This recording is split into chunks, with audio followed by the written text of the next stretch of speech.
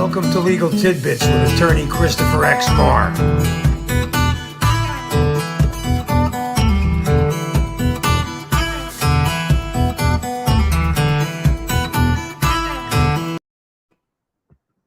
Good morning, everyone. This is Christopher Maher. It's Saturday, June 25th. This is the weekly podcast that we pick where we touch on certain subjects. Today, the big issue in this country. Wait, you don't introduce your wife? And I'd like to introduce my beloved wife, who I love. Make fun of you now because you don't know the difference between a podcast and a video, but that's okay. That's okay. Okay, so I guess I don't, but the bottom line is. So wait, before we well, no, go ahead, introduce the topic. The topic that I'd like to introduce is the landmark decision that came down yesterday from the Supreme Court in Washington, Dobbs versus Jackson, which reversed the case that everyone knows as Roe Vs Wade, which was originally decided in 1973 by the U.S. Supreme Court, and which deals with the issue of abortion, always a hot topic. The interesting thing about the Dobbs decision that came down yesterday was that the decision was leaked to the media, to Politico, back in May. And very quickly, it caused certain states to take a position where once the Dobbs decision was formally handed down, which was yesterday, that these states had already put in place their own state laws that would effectively outlaw abortion or severely limit the ability to obtain an abortion in those states. There's 13 or 14 of them. They're called trigger laws. New York doesn't have 13 states. I'm sorry? Yeah, 13 states, I think. Yes. Now, as of the decision Friday morning, there are 13 states where now abortion is banned. It's banned. Yes.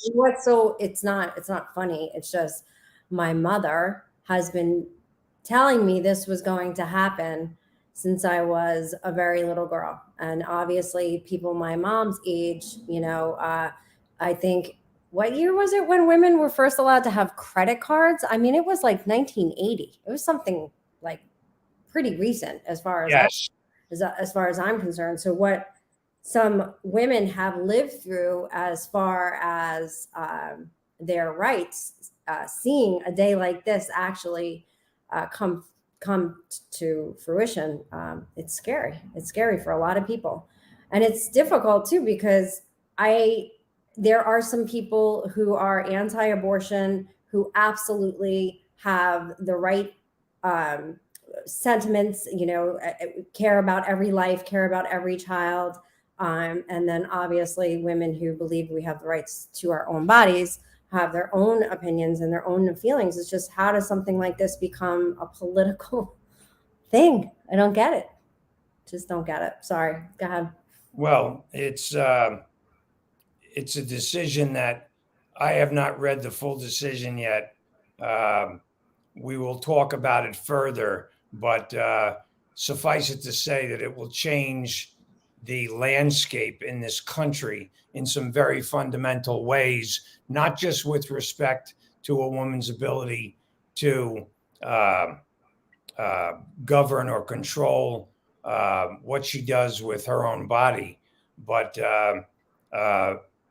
the discussion that I've seen since the decision was formally issued yesterday really addresses the fact that this court may now get into other issues like contraception, birth control, gay marriage, and these are other hot button issues that this court, the U.S. Supreme Court, as it's currently configured, may decide to, let's say, relook at the legality of gay marriage.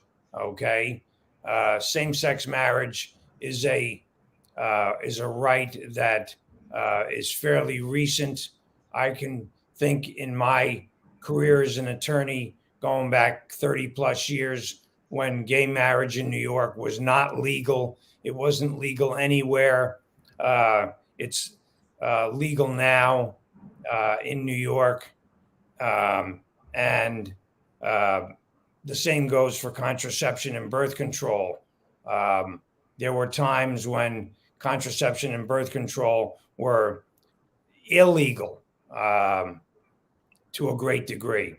The current makeup of this court causes some people concern about whether we're going to go back to those old days.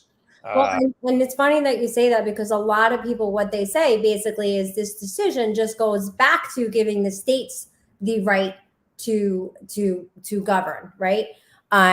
Which I understand. However, I also find it funny, after what we've just been through with this pandemic, with people being so upset with the government having the right to tell you to wear a mask, so upset with the government telling you have the right, you have to get borderline, right? It was as close as you could get to, you have to have a vaccine. Well, in my opinion, and I am a layperson, obviously, and not the most educated, but what strikes me about this is that we are that much closer to them saying, it's mandatory for you to have a vaccine. It's mandatory for you to do this. It's mandatory for you to do that. So I could be wrong, but that's what concerns me partially, besides the right to not be able to choose. Yes, and many other people share your sentiments on that. Thank you, Jennifer Maher, for appearing this morning. Next week, I want to hear about the decision on gun control. The gun decision will be the topic next week. So please view. And if you have any questions or you want to have a discussion about a certain subject, we received a number of discussion requests about this topic this morning, even though the decision really came down yesterday. Wait, can I ask a question though before you close? Sure. In New York State, what does it mean for us in New York State? What does it mean for us in New York State? New York State is has a strong policy of pro-choice, and the governor has spoken to the decision already. Senator Schumer has spoken to the decision already, and New York has a long history of pro-choice and the right to being pro-choice in state law. So it's not going to affect New York as much. But if you pick up a newspaper today, you'll see graphs that show the states in the country where they have this trigger laws. And so you realize that there are vast areas in this country where today that right to abortion that was legal as of Thursday is no longer legal. And it obviously will affect poor people much more than people who can travel to another state. But I'm looking at the article in the New York Post this morning, and you see that there are vast areas in the South and the West, the Mountain West, that abortion is now effectively outlawed. And so these people who may have made a decision to terminate a pregnancy last week, but didn't go through with it, they may have to travel a great distance, which may result in them not being able to receive the medical care that they had made a decision that they wanted. I did read that there's also a whole bunch of corporations that have already come out and said that they will pay for travel for their work. Yes. So, while I think both you and I do a good job of respecting everybody's opinions, it does concern me. Like, if you think about it, honey, Ireland, right? Which you definitely do not think Ireland does a great job of separating church and state. I mean, look at its history. They they were gay marriage was legal there prior to our own country, and it's legal to have an abortion there. So it's just hard to wrap my head. I think a lot of people to wrap their head around how this becomes politically driven, and it'll be interesting to see where it goes. And it's going to just cause even more division in our country, which makes me very, very sad. Yes, I agree with you. Jennifer Maher, thank you for co-hosting, if you will. And I'm sorry I didn't know the difference between a podcast and what we're doing. But I love you anyway. I love you too. And I can't wait to spend the rest of the day with you. So, oh boy. All right. Let me get your hokey video ending, and everyone have a great weekend. Welcome to Legal Tidbits with attorney Christopher X. Maher.